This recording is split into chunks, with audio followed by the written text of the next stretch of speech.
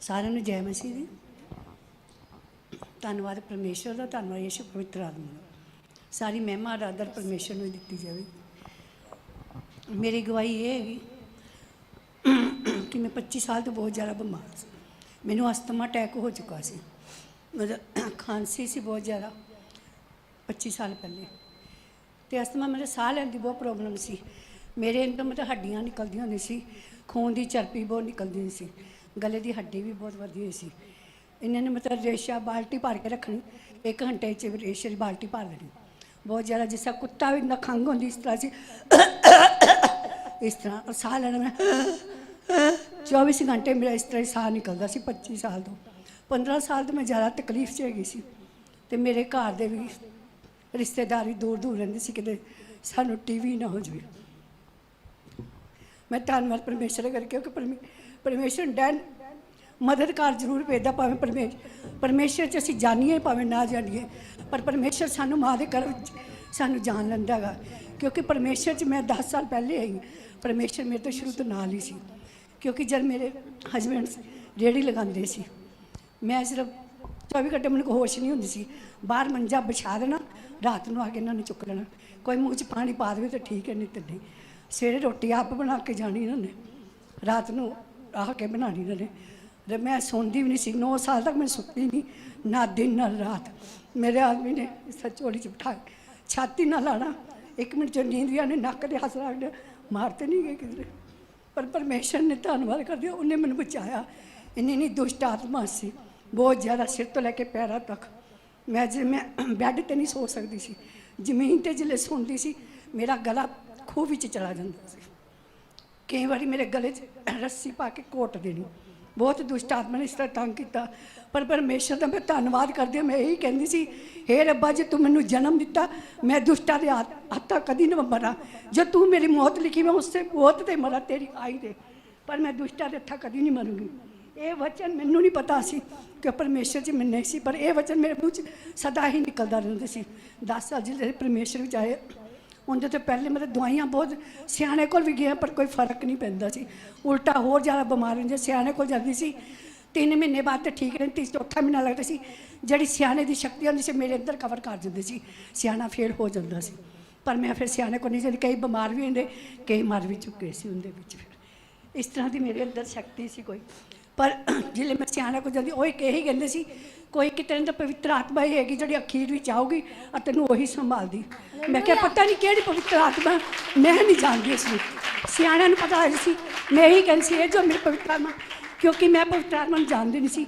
ਪਰ ਮੇਰੇ ਨਾਲ ਗੱਲਬਾਤ ਜਿਸ ਤਰ੍ਹਾਂ ਅਸੀਂ ਆਮਨੇ ਸਾਹਮਣੇ ਬੈਠੇ ਹਾਂ, ਜਿਸ ਤਰ੍ਹਾਂ ਅਸੀਂ ਇਨਸਾਨ ਗੱਲਾਂ ਕਰਦੇ, ਇਸ ਤਰ੍ਹਾਂ ਪਵਿੱਤਰ ਆਤਮਾ ਮੇਰੇ ਨਾਲ ਗੱਲਾਂ ਕਰਦੀ ਸੀ।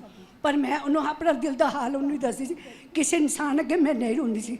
ਕਮਰਾ ਬੰਦ ਕਰਕੇ ਰਾਤ ਦਿਨ ਰੋਣਾ। ਫਿਰ ਜਦੋਂ ਅਸੀਂ ਪਰਮੇਸ਼ਰ 'ਚ ਆਏ, ਸਾਨੂੰ ਪਤਾ ਕਿ ਸਾਨੂੰ ਬਾਈਬਲ ਦਿੱਤੀ। ਮੈਂ ਕਹਿੰਦਾ ਠੀਕ ਹੈ, ਇਹ ਬਾਈਬਲ ਪਰਮੇਸ਼ਰ ਹੈ ਨਾ, ਇਹ ਹੀ ਮੇਰਾ ਹੱਲ ਕੱਢੇ, ਕਿ ਕੋਈ ਇਨਸਾਨ ਨਹੀਂ ਕਰ ਸਕਦਾ। ਕਿਉਂਕਿ ਮੈਨੂੰ ਇਨਸਾਨ 'ਤੇ ਭਰੋਸਾ ਨਹੀਂ ਸੀ ਉਸ ਸਮੇਂ। ਫਿਰ ਮੈਂ ਬਾਈਬਲ ਪੜ੍ਹਦੀ, ਰਾਤ ਨੂੰ ਬੱਤੀ ਬੰਦ ਕਰ ਦੇਣੀ। ਬੱਚੇ ਸਕੂਲ ਜਾਂਦੇ ਸੀ। ਜਿਹੜੇ ਬੱਚੇ ਛੋਟੇ ਸੀ, ਮੇਰੇ ਹਸਬੈਂਡ ਜਿਹੜੇ ਕੰਮ ਕਰਦੇ ਸੀ ਰਾਤ ਦਿਨ, ਜਦੋਂ ਪਾਣੀ ਵੀ ਨਹੀਂ ਕੋਈ ਕੁੱਟ ਦਿੰਦਾ ਸੀ, ਬੱਚੇ ਕੀ ਕਰਦੇ ਸੀ। ਫਿਰ ਵੱਡਾ ਬੇਟਾ ਮੇਰਾ, ਉਹਨੇ ਰੋਟੀ ਬਣਾਉਣੀ। ਫਿਰ 8 ਸਾਲ ਦੀ ਬੇਟੀ ਫਿਰ ਤਿਆਰ ਹੋ ਗਈ। ਇਹਨੇ ਉਦੋਂ ਦੇ 8 ਸਾਲ 'ਤੇ ਕੰਮ ਕਰਨਾ ਸ਼ੁਰੂ ਕਰਤਾ, ਘਰ ਦਾ ਸਾਰਾ ਇਹਨੇ ਘਰ ਸੰਭਾਲਿਆ। ਕਿਉਂਕਿ ਮੈਂ ਪਾਣੀ ਦਾ ਗਲਾਸ ਵੀ ਨਹੀਂ ਸੀ ਚੁੱਕ ਸਕਦੀ। ਮੇਰੇ ਕੱਪੜੇ ਨਹਾਉਣੇ ਧੋਣੇ, ਪਾਣੀ ਮੰਜੇ ਦੇ ਉੱਤੇ ਸੀ ਸਾਰਾ। ਬੇਟੀ ਨੇ, 3 ਬੱਚਿਆਂ ਨੇ ਮੇਰਾ ਰਲ ਕੇ ਕੰਮ ਕੀਤਾ ਹੈਗਾ। ਮੈਨੂੰ ਸੰਭਾਲਿਆ। ਕਹਿੰਦੇ ਮਾਂ ਪਿਓ ਆਪਣੇ ਬੱਚਿਆਂ ਨੂੰ ਸੰਭਾਲਦੇ, ਪਰ ਮੇਰੇ ਬੱਚਿਆਂ ਨੇ ਮੈਨੂੰ ਸੰਭਾਲਿਆ, ਇੱਥੇ ਤੱਕ ਮੈਨੂੰ ਪਹੁੰਚਾਇਆ। ਕਿਉਂਕਿ ਪਰਮੇਸ਼ਰ ਮੇਰੇ ਨਾਲ ਸੀ ਉਸ ਸਮੇਂ ਮੇਰੇ। ਅਤੇ ਉਹਦੇ ਤੋਂ ਬਾਅਦ ਜਦੋਂ ਅਸੀਂ ਪਰਮੇਸ਼ਰ 'ਚ ਆਏ, ਸਾਨੂੰ ਬਾਈਬਲ ਦਿੱਤੀ ਗਈ। ਰਾਤ ਨੂੰ ਬਲਬ ਬੰਦ ਕਰਕੇ ਬੱਚਿਆਂ ਨੇ, ਕਿਉਂਕਿ ਪੜ੍ਹਨਾ ਵੀ ਹੁੰਦਾ, ਸਕੂਲ ਵੀ ਜਾਣਾ, ਸਵੇਰੇ ਉੱਠਦੇ ਸੀ, ਰਾਤ ਨੂੰ ਫੋਨ ਦੀ ਲਾਈਟ ਜਗਾ ਕੇ ਸਾਰੀ ਰਾਤ ਬਾਈਬਲ ਪੜ੍ਹਦੀ। ਜਦੋਂ ਮੈਂ ਬਾਈਬਲ ਪੜ੍ਹਦੀ, ਇੱਕ ਚੀਜ਼ ਨਿਕਲ ਗਈ, ਦੂਸਰੀ ਨਿਕਲ ਗਈ ਸੀ। ਮੈਂ ਕਹਿੰਦੀ ਸੀ ਪਤਾ ਨਹੀਂ ਕੀ ਅੰਦਰੋਂ ਨਿਕਲਦਾ ਜਾਂਦਾ। ਇੱਕ ਵਾਰੀ 15 ਦਿਨ ਬਾਅਦ ਬਾਈਬਲ ਪੜ੍ਹੀ। ਮੇਰੇ ਤਾਂ ਦੁਪਹਿਰ ਦੇ ਟਾਈਮ ਬੈਠੀ, ਦਰਵਾਜ਼ਾ ਬੰਦ ਸੀ, ਇੱਕਦਮ ਛੱਤ ਇਸ ਤਰ੍ਹਾਂ ਹਿੱਲੀ ਜਿਸ ਤਰ੍ਹਾਂ ਟਾਇਰ ਟਰੱਕ ਦਾ ਫਟਿਆ ਹੁੰਦਾ, ਇੱਕਦਮ ਧਮਾਕਾ ਬੋਲਿਆ। ਸਾਰੇ ਘਰ ਦੇ ਉੱਠ ਕੇ ਬਹਿ ਗਏ। ਪਤਾ ਨਹੀਂ ਛੱਤ 'ਚ ਭੂਕੰਪ ਆ ਗਿਆ। ਦੇਖਿਆ ਉੱਥੇ ਕੁਛ ਨਹੀਂ, ਪਰ ਮੇਰਾ ਸਰੀਰ ਹਲਕਾ ਹੋਣਾ ਸ਼ੁਰੂ ਹੋ ਗਿਆ। ਮੈਂ ਧੰਨਵਾਦ ਉਦੋਂ ਪਰਮੇਸ਼ਰ ਦੇ ਕੀਤਾ। ਮੈਂ ਕਹੂੰ ਅੱਜ ਤੋਂ ਬਾਅਦ ਜਦੋਂ ਪ੍ਰਾਣ ਵੀ ਨਿਕਲਣਗੇ, ਪਰਮੇਸ਼ਰ ਦੇ ਚਰਨਾਂ 'ਚ ਨਿਕਲਣਗੇ। ਮੈਂ ਕਦੀ ਬਾਈਬਲ ਨੂੰ ਨਹੀਂ ਛੱਡੂੰਗੀ ਉਸ ਸਮੇਂ। ਉਦੋਂ ਦਾ ਧਿਆਨ ਕੀਤਾ, ਬਾਈਬਲ ਹਮੇਸ਼ਾ ਰੋਜ਼ ਰੂਟੀਨ ਦਾ ਕਰਦੇ ਆ। ਪਰ ਦੁਸ਼ਟ ਆਤਮਾ ਨੇ ਪੈਂਡਾ ਨਹੀਂ ਫਿਰ ਵੀ ਛੱਡਿਆ, ਕਿਉਂਕਿ ਪਰਮੇਸ਼ਰ ਕਹਿੰਦਾ ਮੈਂ ਦੁੱਖਾਂ ਵਿੱਚ ਤੇਰੀ ਭਲਾਈ ਨੂੰ तो मैं कढूँगा इन्हां विचों ही, क्योंकि परमेश्वर जी अपनी अख की पुतली अंगर सानू प्यार करदा हैगा, क्योंकि अख नूं जरा भी माड़ी जी उंगल लाई कितनी तकलीफ होंदी। परमेश्वर इन्ना ज़्यादा साडे लई प्रभु यीशु रोंदा हैगा जद असीं दुखां विच हुंदे आ। परमेश्वर जी इंसान परेशानियां च, क्योंकि परमेश्वर चुक के अपनी गोद में लैके जाते कि मेरे बच्चे को तकलीफ ना हो, तो भी इन्नी तकलीफों के बावजूद भी परमेश्वर मैनू संभालता सी। फिर एक जब असीं परमेश्वर च आए, मैं जब बेटी पोचा लगाती सी, पानी की बाल्टी खून बन जाती सी, जब फ्रिज च असीं पानी कढ़ते सी पीने लई, वो खून की बोतलां बन जाते सी, पर असीं डरे नहीं उदों भी, क्योंकि परमेश्वर मेरे नाल सी। ते फिर जिसले असीं परमेश्वर च आना शुरू किया, फिर एकदम असीं ठीक होना शुरू गए। पास्टर को असीं बड़ी दूर दूर तक गई मैं चर्चा विच भी, पर परमेश्वर दा मेरे तो साह का कोई प्रॉब्लम हल नहीं सी होंदी। मैं कोई गल नहीं, परमेश्वर तेरा वचन कहना समय समय सिर मैं बरसाया करूँगा तुहानूं। मैं कहा चलो मेरा समय जदों आएगा उदों ही मैं ठीक होंगी, पर मैनूं इस चीज़ की कोई परवाह नहीं, क्योंकि दुख विच सहायता करने वाला परमेश्वर ही है। क्योंकि जब असीं दुखी होंदे आ, सानूं इंसान आके संभाल नहीं सकता, उनका वचन ही सानूं अंदरों शांति दिंदा हैगा। होर इंसान दिलासा दे के चल जाए उपरू, पर मन की शांति कोई नहीं दे सकता, परमेश्वर का वचन ही दिंदा। परमेश्वर वचन कहता कि इधर उधर मत तक, मैं तेरे नाल आ, मैं अग विच तैनूं बचाऊंगा, पानी विच भी तैनूं मैं ही कड्डूंगा, क्योंकि अग और पानी, क्योंकि दुष्ट आत्मा ही है ये, क्योंकि किवाड़ नूं खोलना ना लोहे के बेड़े तोड़न वाला परमेश्वर को ही वरदान होर किसी को नहीं हैगा। मैं परमेश्वर का धन्नवाद करती हाँ, क्योंकि मैं इस चीज़ पछतावा भी करती, क्योंकि परमेश्वर इन्ना लेट मैं परमेश्वर च आई हाँ, क्योंकि मैं पहले ही 25 साल पहले आवाज़ आनी शुरू हुई सी, पर मैं नहीं सी मनती। मैं कहती नहीं परमेश्वर च जाना, क्योंकि असीं चिराग करते सी, असीं मतलब काली नूं भी पूजा करते सी, क्योंकि काली मेरी मम्मी नूं भी मनदी सी, तो कईयां दा काम भी करते सी। काली कहती सी जब तक मैं नहीं गद्दी लूँगी ठीक नहीं हो सकती। मैं एक बार अपना मन भी बनाया, पर मैं देवी देवता कभी मत्था टेकदी, पर अंदरों नहीं टेकदी सी, क्योंकि अंदरों मेरा मन ही नहीं रलता सी। फिर मैं मजबूरी करके बच्चे करके मैं कहा ठीक है, मैं ना 2013 की गल, तो मैं चलो चौंकी लैनी शुरू कर दूँगी बच्चों के खाते। चलो अपना मन बनाया, सियाने को गए, उन्हें बकरा कट के ना गंद चढ़ाया, पर वो काली भी कह लगी ये मेरे बस च नहीं आऊगी, मेरे हत्थे नहीं चढ़ा लगी, क्योंकि जड़ी अंदर दी आत्मा बोलती ना वो करेगी नहीं, सियाना कहना नहीं आ जाएगा। मैं चलो ठीक है बच्चे करके मान ली। 15 दिन पहले नराते तो 15 दिन पहले परमेश्वर ने चुन लिया, अपने घर में लै गया। मैं धन्नवाद करती परमेश्वर का, जो उस समय 15 दिन लंघ जाते मैं अज इत्थे ना आती, दुष्टा के हत्थे च बिकी होंदी, पर परमेश्वर ने वचन मेरे पूरा किया, क्योंकि जो असीं कल्पनाएं परमेश्वर बनता वो जरूर पूरियां होंदियां, क्योंकि इंसान कल्पना ही करता रहिंदा, पर परमेश्वर पूरा करके दिखांदा उन्हें। धन्नवाद करते परमेश्वर का, जो असीं जिथे मेरी सोच भी नहीं सी, परमेश्वर ने उत्थों शुरुआत की है। क्योंकि मैं हर एक चर्च च जाती सी, पास्टर मैनूं ये कहंदे विश्वास रखो, विश्वास। अक्तूबर दे विच मैनूं अटैक आया, इकट्ठे 2 अटैक आ गए। मैं हॉस्पिटल दाखल गई, इत्थे आस्था हॉस्पिटल, पहले टगोर हॉस्पिटल, काफ़ी हॉस्पिटल भी मैं घूमी गई, पर मैनूं कोई दवाइयां का असर नहीं सी हुंदा। सिर्फ 1-2 महीने असर होना, उनके बाद मैं 50 3 साल तो पहले 15 साल तो मेरी दवाई रेगूलर चलती, 3 साल तो मतलब इंजैक्शन मेरे नाड़ा विच लगते सी। नाड़ा ने भी जवाब दे दिता कि हुण इंजैक्शन की बस होगी, क्योंकि परमेश्वर का वचन ताई पूरा होएगा जब डॉक्टर फेल होणगे, क्योंकि डॉक्टर फेल होणगे ताई इंसान अपना काम, परमेश्वर अपना काम कर सकूगा। क्योंकि इंसान डॉक्टर से पहले भरोसा करता, दवाई लैन डॉक्टर को जाता, परमेश्वर को बाद ही जाता है। तो फिर उनके तो बाद डॉक्टर ने कहता तेरी नाड़ा बिल्कुल कमज़ोर हो गया, इतने टीका इंजैक्शन लगा दिया फुल जाती नाड़, मेरे मुँह की नाड़ा जिस लग पिया, बिल्कुल कमज़ोर हो गई, टुरना फिर मेरा बहुत औखा हो गया सी। मैं 2 कदम भी टुर नहीं सकती सी। जब अक्तूबर में मैं अटैक होया, हॉस्पिटल दाखिल, डॉक्टर कहते 85% तेरे फेफड़े डैड ने, उन्हें क्लियर करता, और कहते कोई बचन की मेद भी नहीं है। परमेश्वर कहता मैं कहा मैं तेन बचाऊंगा, क्योंकि जिंदगी और मौत मेरे को हथियार कलम च मैं लिखी हुई है, उनके तेरा जीवन दान मैं लिखिया, क्योंकि परमेश्वर ने अपनी हथेलियां च साडा नाम लिख चुके ने, जो परमेश्वर के घर आ चुके ने। कहता स्वर्ग राग का मुकट मेरे को है, जब तू आएगी तो स्वर्ग राग मुकट की है परमेश्वर का वचन ही, जो असीं लैने मुकट का काम करता परमेश्वर दे विच। तो फिर असीं डॉक्टर के गए, डॉक्टर कहता पता नहीं, फिर बेटा भी बेचारा अपने मेरे बच्चे कह लगे ठीक है मम्मी कोई नहीं परमेश्वर आपे काम करेगा, मैं तुसी चिंता न करे। 2 दिन बेहोश रही, मैंने कुछ पता नहीं कौन आया कौन नहीं आया, पर डॉक्टर ने की किया ऑक्सीजन में डॉक्टर जड़े कहते 80 ना वन 85 तो ऑक्सीजन पूरी कभी नहीं हो सकती हूँ 96 मेरी ऑक्सीजन इस टाइम हैगी है परमेश्वर जी कहते डॉक्टर कहते से फेफड़े सही नहीं होने वाले पर परमेश्वर ने पूरा काम करके दिखाया है मेरे हुण इंजैक्शन चलते पे ने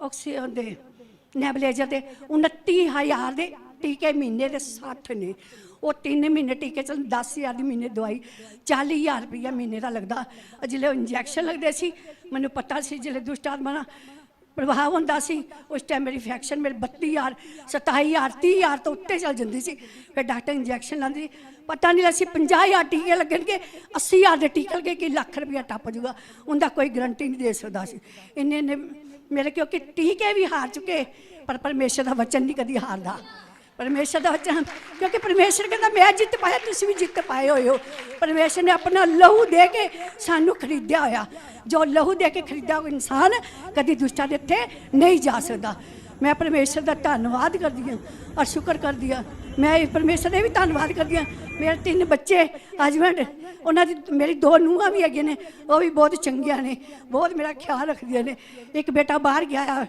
वो भी बहुत चंगा वो भी बेचारा पैसे इन्ने भेजदा गा ते वड्डा बेटा भी इत्थे है बहुत प्यारा वो जान ना मेरी जान दिंदा गा बहुआं भी बहुत चंगिया ने ताई मैं इस मुकाम च सारे रल के असीं जित परमेश्वर के नाम च असीं पाए तुसीं भी देखिया मैं कि इत्थे मशीन 3 महीने पहले आई मैनू मैनू हड्डियां वाले डॉक्टर ने मैंने दस्सिया सी लामड़े कहते उत्थे जा रामा मंडी तो दवाई लैन मैं 3 महीने लेट हो गई तो 6 महीने मैंने इत्थे हो जाने सी आई भी हूँ 4था महीना लग गया 3 महीने बाद मैं उत्थे रामा मंडी गई डॉक्टर रमिंदर राणा ना रमिंदर राणा डॉक्टर को गई उन्होंने क्योंकि मेरी अखां रोशनी थोड़ी घट सी ये मेरे हसबैंड कहते भी इतने मसीह वाले है मैं क्या मैंने फोटो की नजर नहीं आती परमेश्वर की कहते फिर उन्होंने दसिया कहते तेन दवाई की कोई लोड़ नहीं तो परमेश्वर के सामर्थ की लोड़ मैं क्या अच्छा मैं कभी ना नहीं करती है वैसे उन्होंने सानू इत्थे दा एड्रैस भेजा असी उस दिन आना सी एक दिन मीह बहुत पैंदा सी फिर असी आए नहीं दूसरे दिन असी इत्थे आए चर्च में ऑक्सीजन क्योंकि लगी सी ऑक्सीजन कहते जल्दी उतर नहीं जाता मेरी ऑक्सीजन बनेगी नहीं तो उतरेगी नहीं क्योंकि ऑक्सीजन कौन दे सकता परमेश्वर ही दे सकता होर तो कोई दे नहीं सकता है क्योंकि डॉक्टर तो दवाइयां नाल ही कर सकते डॉक्टर के बस भी नहीं सी जब मैं इत्थे परमेश्वर दास को बच्चे को जब प्रार्थना करवाई कहते डोंट वेरी कुछ नहीं हो सकता तुम बिल्कुल ठीक हो चंगे भले हो तुम छलांगा मार सकते परमेश्वर दास ने सूँ जिले वर्ल्ड दिता यहोवा मेरा चलवान तेन कुछ घटी नहीं होगी क्योंकि जब घटी नहीं है तो पूरा पूरा तो अपने आप ही घटी तो अपने आप निकलती चल जानी है वो वर्ल्ड मैं हमेशा बोलती रही अज होर दिन होर कल होर इस तरह पर एक गल होर सी जिले मैंने सारी चर्चा च जाती सी कोई मैंने फोन कर पूछे मैं यही कहती सी परमेश्वर की कृपा मैं चंगी भली हाँ पर मैं अंदरों ठीक नहीं सी फिर भी यही वर्ड निकलता सी हर एक चर्च हर एक फोन करने वाला पर जिले मैं इत्थे आई हाँ मेरा मन चेंज हो गया कहते लफ्ज नहीं बोलना मैं क्या क्यों नहीं बोल सकती परमेश्वर की महिमा कहते गल क्योंकि तू झूठ बोलिया मैं क्या मैं परमेश्वर की महिमा की कहते इतने वर्ड नहीं चल सकता मैं क्या ठीक है जिले मैं इतने परमेश्वर के सिस्टर भी पूछ रहे बच्चे भी पूछ रहे टीम वाले तो ठीक है मैं कहती सी नहीं अज इन्नी फर्क पिया जिले फर्क पेगा अपने सामने आ जाना परमेश्वर क्योंकि राज होएगा कोई इस गल के हमेशा मैं कहती सी मैं ठीक हाँ पर इत्थे आके मैं वो वर्ल्ड चेंज किया परमेश्वर कहता जिथे तेरी सोचा खत्म उत्थे मैं पूरियां करूँगा क्योंकि इत्थे आके भी सोच खत्म हो गई सी और बीमारी के वर्ड खत्म हो गए सी परमेश्वर ने मन चुके रूढ़ी तो प्रबंधता च बिठाया मैनू अज तो उस दिन तो बाद परमेश्वर आज 15 दिन हो चुके ऑक्सीजन लेवल मेरी बंद हो चुकी क्योंकि परमेश्वर ने अपनी ऑक्सीजन मैनू देती 96 ऑक्सीजन मेरी 94-96 इन्नी ही रही दिन रात नहीं तो मैं साह भी नहीं सी लै सकती क्योंकि दिन अस एक दूजे नाल गल करिए दिन निकल जाता पर रात नहीं निकलती। एक बार तालियों के साथ हम यहोवा परमेश्वर का धन्यवाद करें जो हमें घटी होने नहीं देता रात में क्योंकि साह मेरा अपने आप बजरा सी अज 15 दिन हो गए वो साह बिल्कुल नॉर्मल है मैं सीढ़ियां भी चढ़ सकती हाँ काम भी कर सकती हाँ अपने अपने सारी कपड़े भी पा सकती कमजोर है कपड़े मैं नहीं पा सकती सी क्योंकि तुसी देखा 2 हफ्ते मैं कपड़े नहीं पाए अज ही पा के आई हाँ क्योंकि अंदर मन घबराहट होती मैं कपड़े भी नहीं पा सकती सी परमेश्वर ने वो मेरी जिंदगी काम किया मैं परमेश्वर का धन्यवाद करती हाँ जोड़ा कोई नहीं कर सकता परमेश्वर ने काम किया किंदे विच आके प्रभु दे अपने दास विच पास्टर विच सिस्टर विच आके ਉਹ वचन ਨੂੰ मेरी जिंदगी च पूरा किया। मैं धन्नवाद करदी हां सारी इस महिमा ਨੂੰ परमेश्वर के हत्थों में दिन्नी हां और धन्नवाद करदी हां पास्टर जी का और सिस्टर जी का पूरी टीम का जिन्हें साडे लई प्रार्थना की और मेरे सहयोग विच मेरे दर्द विच उन्होंने मेरी मदद और सहायता की। सारा आदर जलाल परमेश्वर नाम च ये दिन्नी बहुत संजय बड़ी खुदा की महिमा है, बहुत ही बड़ी खुदा की महिमा है और ये केवल और केवल परमेश्वर के सिवा कोई नहीं कर सकता। लाजर का सांस चला गया, किसने दिया? परमेश्वर ने। और ये मुझे बता रहे थे कम से कम 10 डॉक्टर चेंज कर चुके हैं, लाखों की मेडिसिन खा चुके हैं। बेटा कनाडा में उधार उठा उठा के 6 महीने च मेरे 7 लाख लग चुके ने। 6 महीने अंदर 7 लाख की दवाई आ चुकी है, अजे कोई गिनती नहीं हैगी उनके विच। तुसीं ये देख लो 3 साल हो गए मुंडे नूं बाहर गए नूं, हमेशा पैसे सिर्फ हॉस्पिटल ते मैं 7 लाख कहेगा सब, बाकी जो डॉक्टर ने नहीं मैं क्या 6 महीने विच डॉक्टर ते अलग ने। हॉस्पिटल जिले जाती सी 1.5 लाख तो घट नहीं सिर्फ एक दवाइयां। वीडियो है हमारे पास इनकी, तो मैं चाहूंगी कि मीडिया टीम से एक आपको मशीन दिखाएंगे कि कितना रेंट देकर सिस्टर लाते थे मशीन को। ये मशीन मतलब अक्तूबर की हैगी। नहीं, जो हॉस्पिटल में आप मेरे को एक महीना लेके आई सी, वो किराए ते सी 5000 रेंट सी उनदा। 5000 रेंट था, यहाँ वो घरों का रेंट 5000 देते हैं, ये 49 सांस लेने के लिए 5000 पे कर रहे हैं। तो वो वीडियो, तो ये मशीन मैं आप लोगों को दिखाऊंगी। ये जो मशीन ये अपनी मशीन 49,000 दी है मशीन। 50,000 इनते ना इन्वेटर लोया 2 कम से कम लाख 90,000 तो हो ही गया। 2 चीज़ों का सिर्फ दवाइयां तो लगती गल है। तो देखें ये सिस्टर कितने का आया था? ये 49,000 हाँ जी 49,000 हाँ जी 49,000 का ये मशीन है। और 50,000 ये का सिर्फ इन्वर्टर। 1 घंटे के लिए नहीं, 24 घंटे 24 घंटे हम लोग विजिटेशन के लिए इनके घर गए और ये पीछे पीछे घूम रहा। मैंने कहा ये जहाँ जहाँ आप जाते हो वहीं चला जाता है क्या?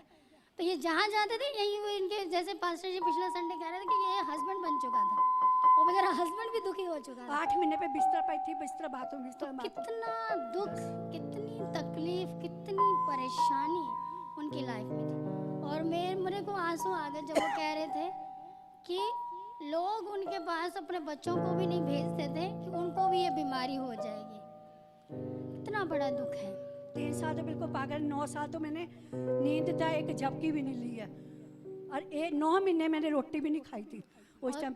ये नसों में इंजेक्शन लगने, आप लोग इमेजिन कर सकते कितना बड़ा दर्द की कितने महीने सिस्टर नसों ये में 1 महीने में 2 बार भी जा सकती, 3 बार जब इन्फेक्शन हो जानी, रेशा जब ज़्यादा अंदर से ज़्यादा बढ़ जाना, मेरा साह बिल्कुल खड़ जाना, फिर एक बार 1 महीने में 2 बार भी चल जाती, 3 बार भी इंजेक्शन लगते थे। 20 बस इंजेक्शन लगते थे मेरे को। तो लाखों रुपए खर्चा हो चुके थे। 49,000 का सांस खरीदा, लेकिन जिसने सांस दिया है वो सांस कोई छीन नहीं सकता। ये विश्वास है, ये खुदा है, उसके सिवा कोई भी कर नहीं सकता। आप लोगों ने बहुत बार नोटिस किया होगा 3 महीने से सिस्टर ऊपर नहीं आए चर्च के, नीचे ही वो लाइव मीटिंग देखते रहते थे। नीचे जाकर ही पास्टर जी टीम उनके लिए प्रेयर करती थी और वो कहते थे कि मैं चढ़ नहीं पाती क्योंकि मेरा सांस फूल जाता है। आप इमेजिन कर रहे हैं कलीसिया कि मुझे लगता है कि आधा घंटा हो गया कंटिन्यूसली वो बोल रहे हैं और कोई सांस की प्रॉब्लम उनको नहीं हो रहा। नहीं तो आप इमेजिन करिए जो बंदा जिसके फेफड़ों में सुराख हो चुके हों, जिसे ये 49,000 की मशीन लगी हो, क्या वो इतना आधा घंटा क्या वो कंटिन्यूसली बोल सकता है? उसके लिए 10 मिनट भी कंटिन्यूसली बोलना बहुत मुश्किल है, क्योंकि मैं ऐसे पेशेंट के साथ रही हूँ। उसके लिए बहुत मुश्किल है। बलगम आना, बार बार थूक आना, बार बार प्रॉब्लम होना, खांसी आना, बहुत प्रॉब्लम होता है। मैं किसी के घर भी नहीं जाती थी। मेरे को 25 साल हो गए हैं, क्योंकि एक लिफाफा मेरे हाथ में रहता था जब कहीं पे भी जाना। जब मैंने कहीं जाना टीका लगवा के जाना, कहीं किसी के घर पे खांसी ना आ जाए। कोरोना के टाइम पे देखो परमेश्वर ने कितना बड़ा काम किया। जिनको खांसी थी उनको भी कोरोना हुआ, मेरे को तो खांसी थी, परमेश्वर ने फिर भी मेरे को बचाया। उस कोरोना के वक्त भी मेरे को बचाया परमेश्वर ने। हालेलुया। तो सब कहते थे, डॉक्टर भी कहते हैं इनको कोरोना आ जाएगा। मैं कहा नहीं, क्योंकि ये दुनिया से बीमारी है, दुनियावी बीमारी है, परमेश्वर की नहीं है। क्योंकि परमेश्वर कभी दुख नहीं देता, क्योंकि जो परमेश्वर ने दुख दिया था इंसान को पैदा ही क्यों करता? फिर इंसान को ये शरीर पे अंग क्यों लगाता, 2 हाथ क्यों लगाता, नाक मुंह कान क्यों लगाता, आंखें क्यों लगाता? जब परमेश्वर दुख देता, परमेश्वर कभी दुख नहीं कि इंसान कहते हैं रब ने तो हमारे साथ माड़ा किया, माड़ा नहीं अच्छा करता है वो तो। परमेश्वर कभी सुख के साथ कभी दुख नहीं मिलाता, क्योंकि दुख तो इंसान धरती पे आके खुद जब कम करता है कुछ उस तरह आ जाता है तब होता है, वैसे नहीं। क्योंकि परमेश्वर ने ये 25 साल तो कहने के लिए आपको तो छोटा लगता है, पर मेरे से जान के देखे 25 साल मैंने सांस के बिना कैसे गुजारे होंगे। 25 साल कह नहीं सकते भी, हाँ भाई इतनी नॉलेज इतना मतलब समझ भी नहीं सकते। 25 साल निकाल 2 घंटे भी इंसान नहीं निकाल सकता सांस के बगैर। मेरा सांस आना, रास्ते में ही अटक जाना, गले में अटक जाना, पेट में जब खांसी होती इतना बड़ा नाड़ का गुच्छा यहाँ पे चढ़ जाता था, ऐसे ऐसे करके मोड़ मोड़ के उसके नाड़ को गुच्छा मैंने नीचे करना। तो बीमारी बन भी सकती थी, परमेश्वर ने बीमारी कोई नहीं मेरे को बनाई, क्योंकि परमेश्वर जानने वाला। धन्यवाद करें परमेश्वर। और मेरी एक और दुआई मैं दूंगी, जैसे हम पिछले दिनों में मैं जब हॉस्पिटल में अब दाखिल थी, 1.5 महीना हो गया, मैं पिछले 26 तारीख को डिस्चार्ज करके मैं घर पे आई हूँ, 10 हफ्ता एक रही थी, क्योंकि मेरे को 3-4 महीने से मेरे को फ्लश और बाथरूम इकट्ठा ही आता था, दोनों एक जैसे रास्ते हो गए थे, अलग अलग नहीं आता था मेरे को। वो भी टेंशन थी। चलो परमेश्वर तो अपना काम करके ही रहेगा। जब हॉस्पिटल में गए उन्होंने मुंह में पाइपा पाई, अंदर से पाइपा पाई, वो कहे ठीक है। मैं कहा परमेश्वर ने तो अपना काम कर ही दिया।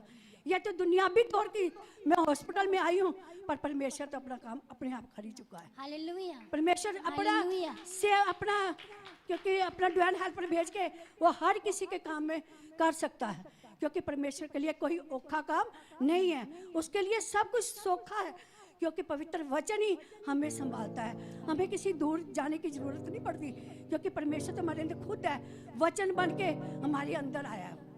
सारी महिमा सारा आदर परमेश्वर के नाम पे। परमेश्वर की बहुत बड़ी महिमा है कलीसिया। और मैं चाहती हूँ कि आप खड़े होकर प्रभु का धन्यवाद करें इस अद्भुत गवाही के लिए। 8 साल की उम्र कुछ भी नहीं होती। 8 साल की उम्र जब खेलने और कूदने की, वो बच्चा अपनी माँ को नहला रहा, धुला रहा, उसके लिए खाना बना रहा है, कितना दुख है। लेकिन परमेश्वर ने उस 25 साल के जुए को तोड़ा और परमेश्वर ने इस बनावटी सांस को छोड़कर उसे अपना सांस दिया। खुदा ने कहा मैं अपनी सांस तुम्हें देता हूँ। एक और मैं गवाही देना चाहती हूँ बच्चों के लिए, क्योंकि जब मेरा बड़ा बेटा 89 में हुआ था, क्योंकि उसको किसके ने 1.25 महीने में उसके कपड़े काट के खून के लिबड़े कर दिए थे, कपड़े गुमे, वो भी काफ़ी बीमार रहा। परमेश्वर ने उसको भी संभाला। इस बेटी को भी ये बोलने लग गई थी 6-7 महीने की, किसी ने इसकी जीभ के पर कुछ कर दिया, गूंगी होगी। 5 साल के बाद ये बोली है बेटी, और इतना डरती थी, मिर्गी के दौरे भी इसका पड़ने लगे थे। परमेश्वर ने वो भी जीत को हासिल में बदल दिया। परमेश्वर। छोटा बेटा मेरा 18 दिन का था, जो आज कनेडा में गया हुआ, वो नहा के आई एक लेडीज, तो ऐसे मंजे पे घूमी है, उसके सारे सिर के बाल समझो उतर गए, और उसके बाल एक भी नजर नहीं आता था। इतने फोड़े हो चुके 1 मिनट के अंदर ही। ऐसे सिर के ऊपर हाथ लगाओ, एक पानी का गिलास भर लो रेशे। उसके 3 साल उसके सिर पे रहे। 4 साल बाद वो ठीक हुआ। परमेश्वर ने वो भी गुप्त में काम किया, क्योंकि परमेश्वर ने हमारे साथ बहुत गुप्त में, क्योंकि कहते परमेश्वर का वचन है जो गुप्त में देगा उसको क्या, गुप्त में प्रतिफल दुगना होकर 100 गुना मिलेगा। हमने जब मकान अपना प्लाट लिया, हमने हमारे पास जेब में 10 रुपए नहीं थे। अंदर से आवाज आती है, अभी मैं परमेश्वर के बीच में नहीं थी, ये मतलब 13-14 साल से पहले की बात है। तो मेरे को अंदर रात को ही सपने में आके ऐसे झंझोड़ता मेरे को, उठ मकान ले, उठ मकान ले, 5.5 का लाख। मैंने कहा तेरा दिमाग खराब हो गया, मेरी जेब में 5 रुपये नहीं है, 10 रुपये कापी मेरी जेब में नहीं है, तू बातें मेरे से ऐसे कर रहा है। ऐसे करते 6 महीने उसके साथ लड़ती रही। पवित्र आत्मा के साथ मेरे को पता नहीं था, हम ऐसे ही बातें करते थे जैसे हम आपस में दोस्त होते हैं। मैं कहती मेरा दिमाग खाने की जरूरत नहीं है, चल जा, रोज आ जाता है मेरे दिमाग में। तो ऐसे 6 महीने में कहा तो जीना आराम कर दिया। मैंने कहा अब तो जाना ही पड़ेगा। बेटों को लेकर बेटे मेरे को बोले मम्मी पैसे तो है नहीं, तो मकान देख ली। मकान 12-12, 13-13 लाख का देखने लगे। अभी बोलने लगे हमारे पास पैसे नहीं है। मैंने कहा देखो जब ये बात मेरे को दिमाग में आती है ना, जोर पूरा होता है। मैंने कहा चाहे जो मर्जी है, मैं लेना ही लेना। करते करते 5.5 लाख का हमने वो प्लाट खरीद लिया। पैसे हमने नहीं लगाए उसमें, परमेश्वर ने डिवाइन हेल्पर भेजा, मेरे देवर को भेजा, एक भतीजा था दूर से, उसने कहा 2.5 लाख मैं दूंगा। एट अ टाइम पे जब सवेरे रजिस्ट्री करा रही थी मुकर गया, उसने पैसे नहीं दिए, सारे पैसे देवर ने दिए। और हालेलुया। परमेश्वर का धन्यवाद हो। एक बार धन्यवाद करें उसमें जोर। से बाकी अभी तक हमने पैसे नहीं दिए, मांगे भी नहीं अभी तक उसने आमीन। हमारे से। जब हमने 6 साल के बाद हम परमेश्वर में आ चुके थे, 14-15 के बाद हमने वो मकान बनाया। मकान में तब उसमें पेंचियाँ लगी थी, सारे कल के पेंचियाँ लगी हैं इसमें। नेबर मेरे कहा हम नहीं कुछ जानते, परमेश्वर में नवी थी, हमने खड़ा कर दिया मकान। उसमें भी मैंने कोई पैसा नहीं लगाया। हालेलुया। कैसे आए, कहाँ से आए, मुझको कुछ नहीं पता। हालेलुया। मेरे को नहीं पता कैसे कहाँ से, इनको पता है बस। बच्चे, हमारे बच्चे छोटे थे तब, बड़ा बेटा भी सरकारी नौकरी में नहीं लगा था, पढ़ते थे। दूसरे जो हमारे रिश्तेदार भी नहीं थे, उन्होंने पैसा भेजा उस मकान के लगाने के ऊपर। हमें नहीं पता मकान कैसे खड़ा हो गया। एक बार और जब जोर से सामान की बारी धन्यवाद आई, करें परमेश्वर का। सामान भी हमें नहीं पता कैसे अपने घर में आता रहा।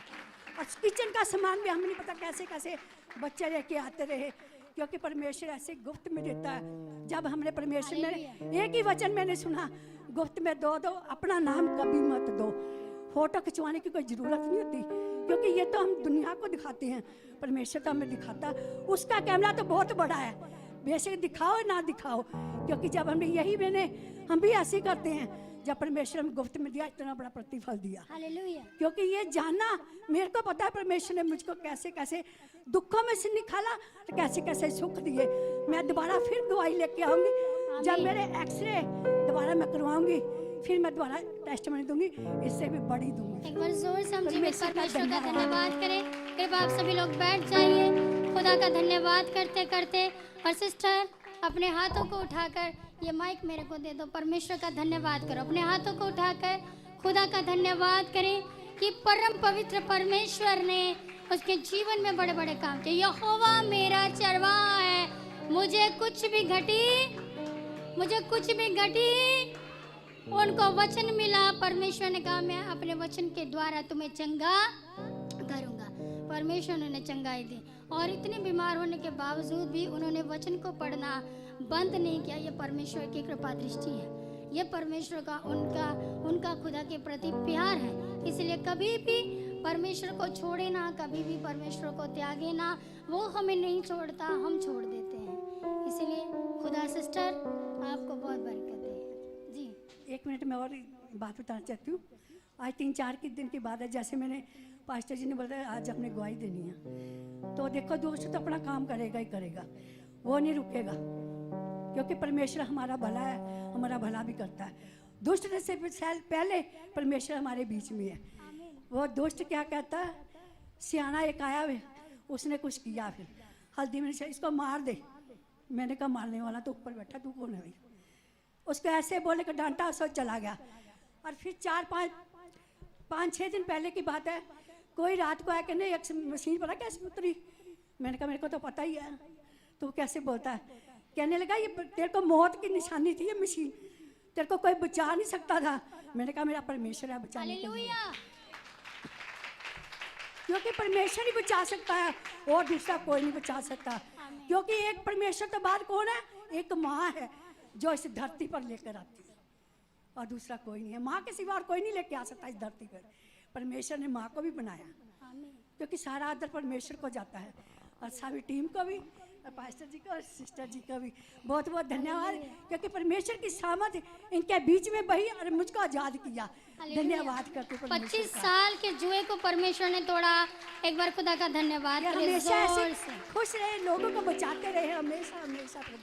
प्रभु आपको बहुत बरकत दे सिस्टर, और आप ऐसे ही परमेश्वर की आत्मा में बड़े। खुदाबंद आपका ऊपर सदैव अपनी अनुग्रह की दृष्टि रखे। कितनी अमेजिंग बात, 8 साल की उम्र में मेरा लड़का तो अभी बोलना मतलब सही से खाना भी नहीं सीखा होगा, जितनी उम्र में वो मतलब काम करना उसने शुरू कर दिया। सचमुच खुदा की बहुत बड़ी कृपा दृष्टि